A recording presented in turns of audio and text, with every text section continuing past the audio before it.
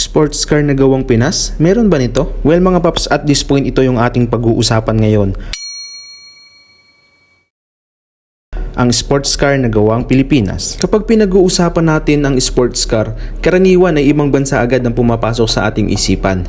At madalas sa mga ito ay BMW, Ferrari, Lamborghini at marami pang iba. Well, at this point mga paps, pag-usapan naman natin ang Philippine-made sports car. Ang presyo din ng mga ganitong sasakyan ay hindi biro. At dito sa Pilipinas mga paps ay mayroong sports car na dito mismo ginawa. Ano nga ba ito at magkano ba ito?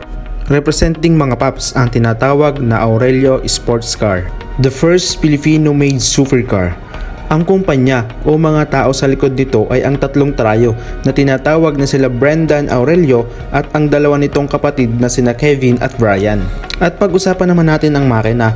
Well mga paps, ang makina nga pala nito ay B16A VTEC engine na basically ay matatagpuan natin sa lumang Honda Civic.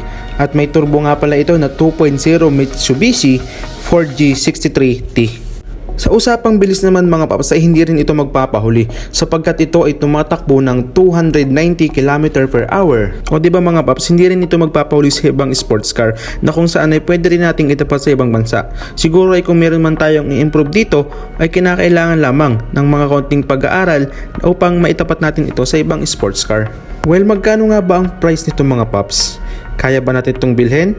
Well mga paps, kung ikaw ay simpleng empleyado lamang ay maaari ka makabili ng sports car na ito sapagkat ito ay nagkakahalaga lamang ng 1.6 million sa pera ng Pilipinas. Kaya kung napanood mo itong video na ito mga paps ay ito na yung sign mo para bumili ka ng sarili mong sasakyan. Sasakyan na hindi magpapahuli ang kalidad kagaya ng nasa ibang bansa.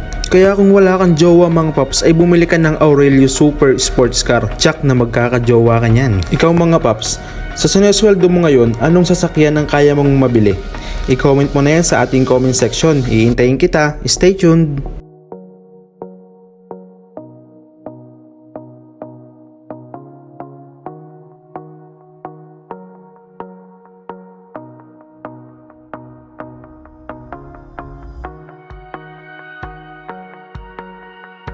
Saving a lot of car for your cash.